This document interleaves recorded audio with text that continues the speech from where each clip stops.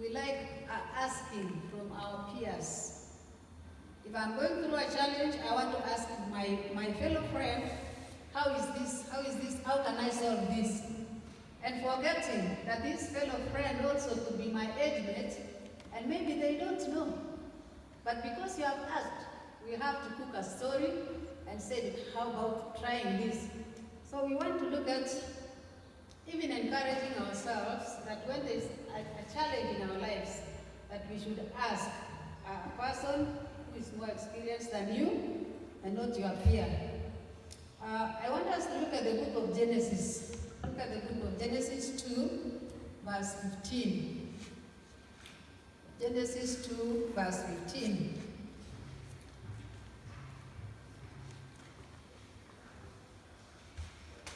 Is someone there?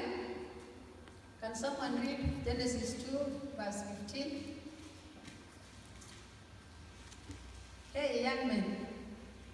Bible students? Yes. Genesis chapter 2, verse 15.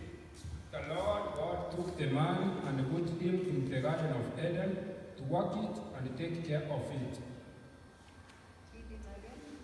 The Lord God took the man and put him in the Garden of Eden to work it and take care of it. Yes. Thank you. The Lord God took the man and put in the Garden of Eden to take care of it and to walk it and take care of it. Now, how does this apply to the principle of health?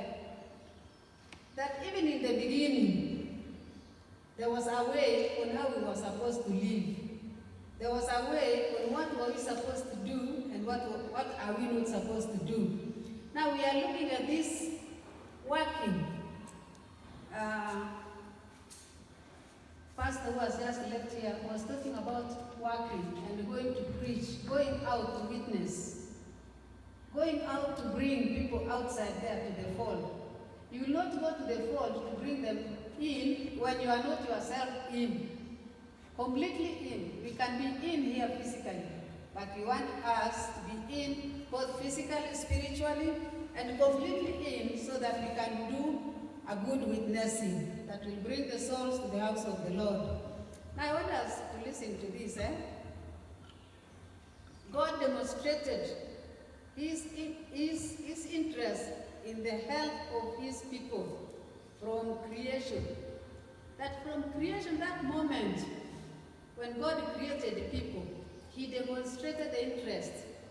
He had interest in the person he had created. And that's why he put that man there to work, take care of the farm, and nurture it. All the fruits that were there were supposed to be taken care of it. And he found it, he says, he created a suitable environment for us. God created a suitable environment for that man.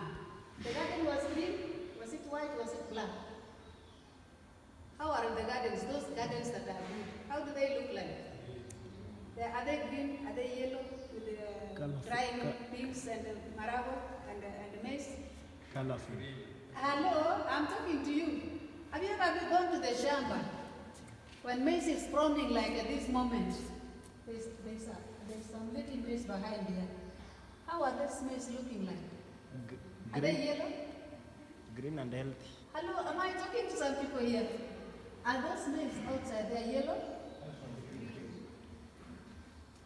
Do you have a maize at home?